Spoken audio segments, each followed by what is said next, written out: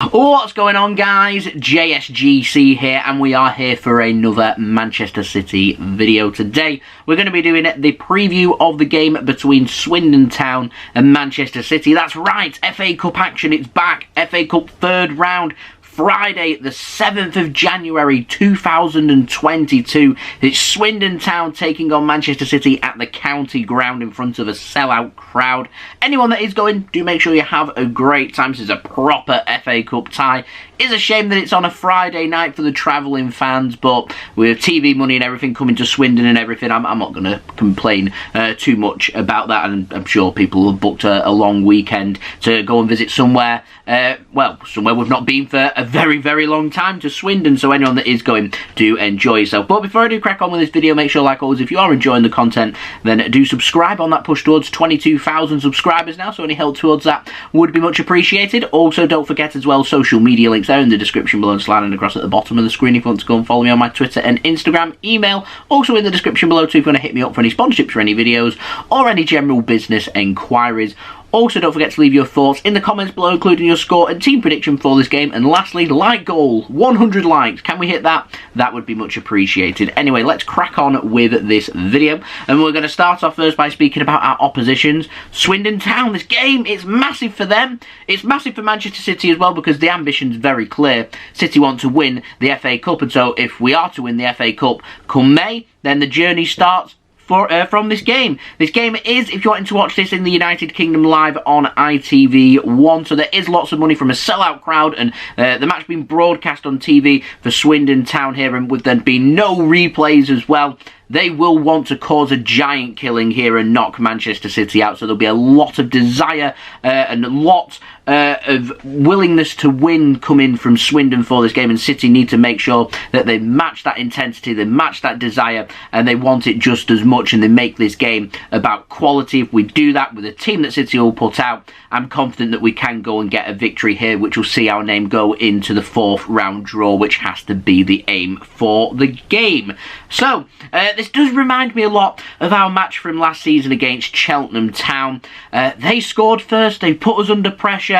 We had to bring Cancelo on from the bench to sort us out, to be able to start sorting our crosses out into the box and start allowing Manchester City to start pulling strings and making things happen. It was a bit of a dodgy game, if I'm completely honest, and I think Swindon will be looking for the exact same here. Be able to contain Manchester City, make sure Manchester City don't get that first goal, get the backing of the 12th man, the crowd with them as well, which will have an impact on this game. Obviously, with it being last season, there wasn't crowds allowed into the stadium, so that's what's different here with this game against Swindon. Swindon are a decent team who do like to play football when they can, and so they'll be looking to try and do that, and they're going to try and look for the big backing here of a sellout crowd as well, with everybody watching. It's a big, big deal, this. It's like a cup final, and so it's a proper FA Cup match, this one, and I am really looking forward to it, because I do like facing new teams. It does get a bit repetitive, and it gets a bit boring having to play the same Premier League teams week in, week out, and playing some of the Championship teams that we've played a few times, particularly if they've been in the Premier League in the last, 10, 15, 20 years or so. And so, yeah, it's nice to go and face someone new, and it's nice to go up against different playing styles, different managements in place and everything, and it is nice just to go up and face somebody new. Swindon will be able to test Manchester City in more ways than what people will anticipate in this game. So I'm anticipating this being a very difficult night for Manchester City, and City need to make sure that they're up for the challenge, because if they're not, we can, we may well get stung here. So that's what City need to make sure that they are avoiding. Now, Swindon Town sitting 5th in League 2. That's the 4th tier of English football. They're unbeaten in the last 2 games. They've played 2 games at home, drew 0-0 against Stevenage. That was on December 29th, and then on New Year's Day, won 5-2 against Northampton with a point to prove, knowing that their next game is against Manchester City, and the players will be thinking to themselves, I want to be started in that game, so we need to go out there and really set a precedent out there, and that's what they were looking for. So there's players like Harry McKirdy, who scored 4 in that game, against Northampton, so surely he's going to be starting in this game. Tyreece Simpson also got a goal as well, so you think that he may well be starting. They're both strikers, so I am wondering if they're going to go with two up top, which is very dangerous because Manchester City do like to dominate the middle. They do like to have that extra man to help us in midfield, and if that is the case, then it'll be very easy for Manchester City to be able to overrun Swindon Town, and if Swindon do allow that to happen, then it's going to be a very long evening for them, because there's going to be a lot of tired legs out there very quickly, and so Swindon need to manage this game very, very well. And if they are going to start with two up top, it's important not just one, but both strikers are tracking back to help their team out, because Man City can be relentless when on the ball, and if they have that extra man in the middle as well, and they're going with two up top and they stick to two up top, then Manchester City will just pass them around the ground, and they'll just keep passing, and it'll be a long evening for Swindon, so they need to be making sure that they're avoiding that. So they're the two danger men up top there that City need to be very mindful of, and so our defence do need to be on it. In terms of every other player at Swindon Town, I'm not all familiar with their players. I have seen them play before. I went to the playoff final in League One back in 2015. That's a long time ago. That's 6 years ago. So I imagine the playing styles and everything will be very different to what it was back then 6 years ago. I went to Wembley with my brother, if you're just wondering. He's a Preston North End fan, so they played Preston North End in the playoff final at Wembley. It was a good day out, which Preston ended up winning 4-0. I don't think it showcased just how good Swindon were. They like to go with three at the back, I think, back then, and they like to play a nice pressing, passing style of football, nice attacking football, which may well still be on show. I'm not too sure. Like I said, I'm no expert. We're visiting the county ground. It's a very compact place, so Manchester City are going to be in here for a proper cup scrap with a really good atmosphere, and I'm sure the fans are going to try and make this as difficult a game as possible for Manchester City. Now, City heading into this game with 11 Premier League wins in Premier League game wins in a row. We're in solid form. We're now playing once a week, so I wouldn't rule out Manchester City maybe going with a stronger squad than what I'm going to put out for my team prediction. I would like to see a nice mixture of some rotated players, some first team players, and some young players given a chance and an opportunity here as well. We are normally playing every 3 to 4 days. We're playing in midweek and everything. That isn't the case here. We're playing once a week, and it is a long time for us to go 2 weeks from a game against Arsenal, a high intensity game, to give key players a rest, to then play 2 weeks again and expect these players to be able to match up and play against Chelsea, who we've got next weekend. So yeah, it's a long time to go without playing competitive football, so I can see quite a few first team players, if they're not starting in this game, being on the bench and potentially coming on just to keep their legs nice and fresh and keep them as sharp as possible going into that big Premier League game next weekend. We know that Phil Foden and Zinchenko, they both tested positive before the Arsenal game for COVID, so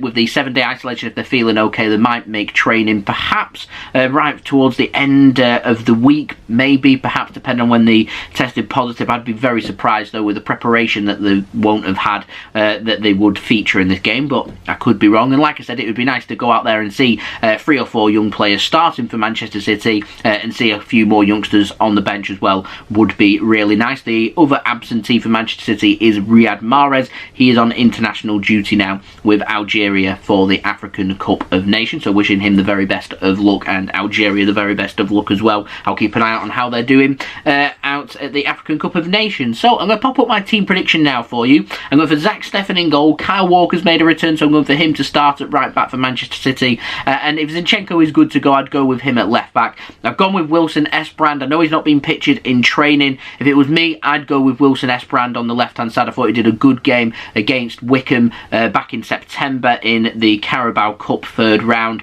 I thought he had a very good game for Manchester City, so I had to give him the nod here. I mean, surely Ruben Dias is being given a rest here, which means you have a choice here of, do we go with Ake on the left back once more and start 2 of Manchester City's senior centre backs, which I'll tell you right now, I wouldn't rule out. And if John Stones is fit to go, I would start with him just to get him back up to scratch, and that could be a possibility then to see Ake go left back if Wilson-Esbrand isn't training with the first team squad, but you never never know. Over the next couple of days, he might be moved into the first team squad. We'll see what happens there. So I've gone with Mbete, who is training with the first team squad right now, and Nathan Ake as my two centre-backs for this game. I'm going for Fernandinho as my defensive midfielder, Gundogan to play the double pivot, and I'm going for James McAtee to be starting in this game as well. I'm going for Cole Palmer and Jack Grealish to be starting as Manchester City's wingers for this game, with Gabriel Jesus starting up top for Manchester City as well. And I wouldn't rule out potentially seeing Jesus move out wide, and maybe seeing Cole Palmer maybe go through the middle for Manchester City. What I am expecting is one or two youngsters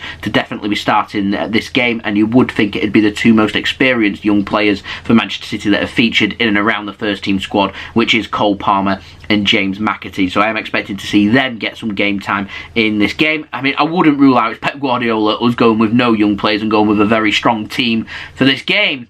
We'll see what happens with regards to that. So like I said, other young players like Keiki, players like Romeo Lavia, will we see these players? These are the questions. John Stones, like I said, if he does make a return, will he feature for Manchester City? I hope so, but that remains again to be seen. Now, my score prediction for this game, I think this will be both teams to score, so I'm going for a 3-1 victory here for Manchester City, matching the same result that we got against Cheltenham Town last season. My betting tips for this game, like I said, both teams to score, and if Ilkay Gundogan starts, I can see him getting himself a goal. He likes to get forward, he likes to make things happen, and if Swindon are going to have to sit deeper and deeper, then Gundogan's going to have to get involved more and more for Manchester City. So I'm backing him to grab a goal for Manchester City, and this to be both teams to score. Now, if you want to go on the opposite end here, Swindon Town on Sky Bet, they're 28-1 to win this game. So if you fancy a little punt on that, there you go, 28-1 is the odds here. That shows how overwhelmingly favourites Manchester City are here